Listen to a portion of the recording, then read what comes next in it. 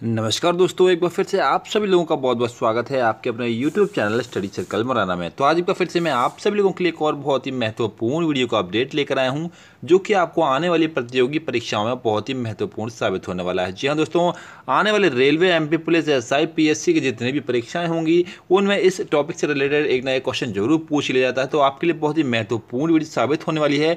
तो आप सभी लोगों से गुजारिश होगा कि इस वीडियो को अंत तक देखते रहिएगा। ज़्यादा लंबी वीडियो नहीं बनने वाली है, 5-6 मिनट की वीडियो होगी, जो कि आपको औसतन हो सकता है कि 1 नंबर दे जाए। जी हाँ दोस्तों, ज़्यादातर परीक्षाओं में एक और सवाल पूछे जाते हैं। तो आइए इस वीडियो को शुरू करते हैं, जिसमें हम आज आपसे बात करने वाले हैं भारत के प्रमुख बंदरगाहों के बारे में। जिसमें सबसे पहले हम बात करेंगे उन बंदरगाहों के नाम क्या हैं, वो बंदरगाह किस राज्य में आते हैं, और फिर हम बात करेंगे कि वो बंदरगाह किस नदी या फिर किस समुद्र के ऊपर बने हैं। जी हाँ दोस्तों, इन संपूर्ण बातों पर चर्चा करते हुए सारी चीज़ों को हम इसमें कवर करेंगे। तो आप सभी लोगों से गुजारिश होगा कि बस वीडियो को अंत तक देखते रहिएगा और वीडियो को लाइक करते रहिएगा। तो आइए वीडियो को शुरू करते हैं। तो सबसे पहले तो बंदरगाह की आज हम बात करने वाले हैं वो है सबसे पहले नंबर का बंदरगाह, जिसका नाम है पारादीप बंदरगाह, जो कि किस राज्य में आता है तो वह है उड़ीसा राज्य में यह बंदरगाह आता है। और किस नदी पर है तो बंगाल की खाड़ी, यानी कि जो समुद्र या नदी की बात कर रहे हैं तो वो बंगाल की खाड़ी पर यह बंदरगाह बनाया गया है। तो आप लोगों को याद क्या क्या रखना है कि पारादीप जो बंदरगाह है वो उड़ीसा राज्य में है और वो बंगाल की खाड़ी पर बना हुआ है। इसके बाद बात करेंगे अगले बंदरगाह की, तो वो अगले बंदरगाह है हल्दिया बंदरगाह। तो हल्दिया बंदरगाह किस राज्य में आता है, तो राज्य क्यों आपको याद रखना होगा कि हल्दिया बंदरगाह आता है पश्चिम बंगाल में। और ये कौन सी नदी या कौन से समुद्र पर है, तो मैं आप लोगों को बता दूं कि ये हुगली नदी पर स्थित है। तो आप लोगों को याद रखना है कि हल्दिया बंदरगाह पश्चिम बंगाल में है और पश्चिम बंगाल में नदी है वो है हुगली नदी। तो अगले बंदरगाह की अगर हम बात करें तो तीसरे नंबर का जो बंदरगाह है आपके लिए तो वो है न्यू मंगलोर। तो न्यू मंगलोर जो बंदरगाह है वो किस राज्य में है, तो न्यू मंगलोर जो बंदरगाह है वो कर्नाटक राज्य में स्थित है। और कर्नाटक राज्य में न्यू मंगलोर बंदरगाह किस नदी या किस समुद्र पे आता है, तो मैं आप लोगों को बता दूं कि जो न्यू मंगलोर बंदरगाह है वो कर्नाटक में अरब सागर पर बना हुआ है। तो ये तीनों चीज़ों को याद करते चलिए। कभी कभी परीक्षा में पूछ लिया जाता है कि न्यू मंगलोर बंदरगाह किस नदी या किस समुद्र के ऊपर बना है, या फिर कभी कभी ये भी पूछ लिया जाता है कि जो न्यू मंगलोर बंदरगाह है वो किस राज्य में स्थित है। तो दोनों ही क्वेश्चनों को हमने इस वीडियो के माध्यम से कवर किया है ताकि आपको याद करने में ज़्यादा परेशानी ना हो। अगले बंदरगाह की हम बात करें चौथे नंबर के बंदरगाह की, तो वो बंदरगाह का नाम है पोर्ट ब्लेयर। ये तो आपने बहुत ज़्यादा अच्छी तरीके से सुन रखा होगा, पहले पढ़ा भी होगा कि जो पोर्ट ब्लेयर बंदरगाह है वो किस राज्य में स्थित है। तो मैं आप लोगों को बता दूं कि अंडमान एंड निकोबार में पोर्ट ब्लेयर बंदरगाह स्थित है। अब बात करेंगे कि पोर्ट ब्लेयर बंदरगाह जो कि अंडमान एंड निकोबार में स्थित है वो किस नदी या किस समुद्र पे आता है। तो मैं आप लोगों को बता दूं कि जो पोर्ट ब्लेयर बंदरगाह है वो बंगाल की खाड़ी में बना हुआ है। तो आप लोगों को याद क्या क्या रखना है, आप लोगों को याद रखना है कि पोर्ट ब्लेयर जो बंदरगाह है वो अंडमान निकोबार में बंगाल की खाड़ी पर बना हुआ है।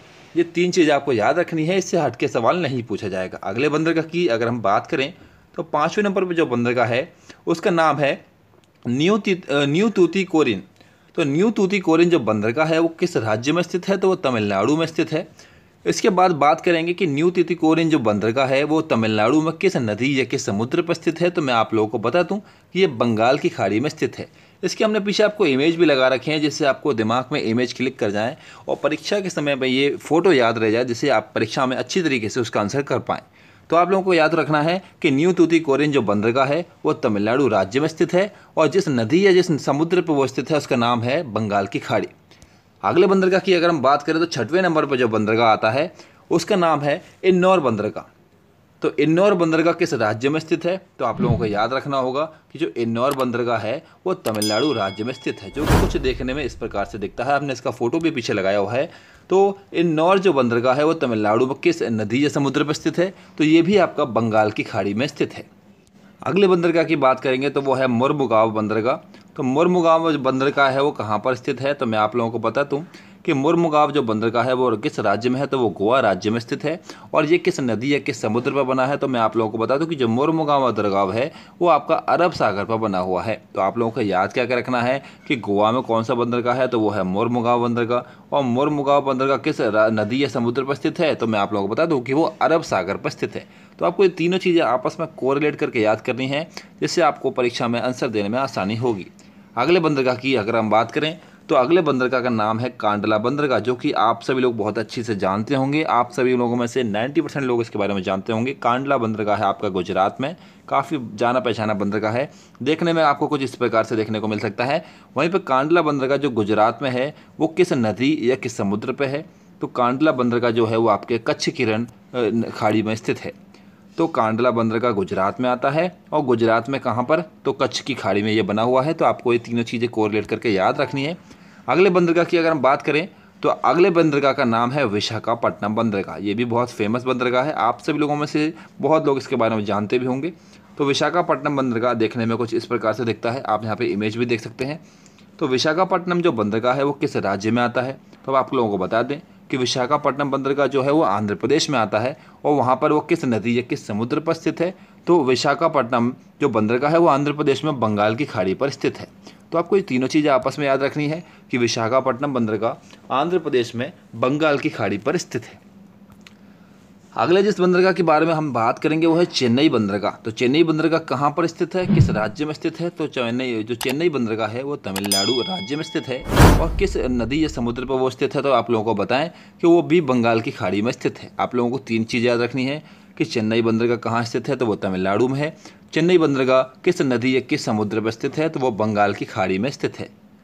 देखने में आपको कुछ इस प्रकार से चेन्नई बंदरगाह देखने को मिल सकता है। अगले बंदरगाह के बारे में अगर हम बात करें तो उसका नाम है कोचीन बंदरगाह।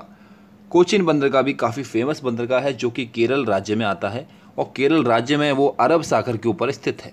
तो आप लोगों को तीन चीज़ें इसमें फिर से याद रखनी है कि केरल राज्य में कौन सा बंदरगाह है, तो कोचीन बंदरगाह, या फिर कोचीन बंदरगाह कौन से राज्य में है, तो वो केरल में है। देखने में आपको वो व्यू कुछ इस प्रकार से देखने को मिल सकता है।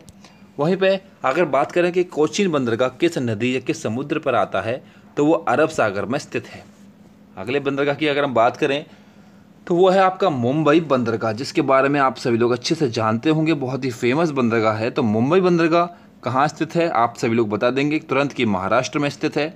और मुंबई बंदरगाह किस नदी या किस समुद्र पर स्थित है, तो वहीं पर आपको बता दिया जाए कि मुंबई बंदरगाह अरब सागर की समुद्र पर स्थित है। तो दोस्तों इसमें आपको याद ये रखना है कि मुंबई बंदरगाह किस नदी या समुद्र पर स्थित है, तो वो अरब सागर में स्थित है, और किस राज्य में स्थित है, तो वो आपके महाराष्ट्र में स्थित है। तो ये थे कुछ ऐसे महत्वपूर्ण बंदरगाहों की डिटेल्स जानकारी जो कि अभी हाल ही में चर्चित में रहे हैं और बहुत ही फेमस बंदरगाह हैं। तो दोस्तों इनमें से जो परीक्षा में क्वेश्चन अक्सर पूछे जाते हैं, तो आपको ये तीनों चीज़ें कोरिलेट करके याद रखनी है कि कौन सा बंदरगाह कहाँ स्थित है और कौन सी नदी या कौन से समुद्र पर स्थित है। तो ये थी आज की बंदरगाह से रिलेटेड टॉपिक के ऊपर वीडियो। तो दोस्तों यदि आपको ये वीडियो पसंद आई हो तो प्लीज़ वीडियो को लाइक जरूर कीजिएगा। साथ में इसी प्रकार के आने वाले अपडेट्स, आने वाली महत्वपूर्ण वीडियो का अपडेट सबसे पहले पाने के लिए तुरंत चैनल को सब्सक्राइब कर लीजिए, साथ में घंटे का निशान बजा दीजिए और निश्चिंत हो जाइए, ऐसे ही महत्वपूर्ण वीडियो आप तक आ जाएंगी।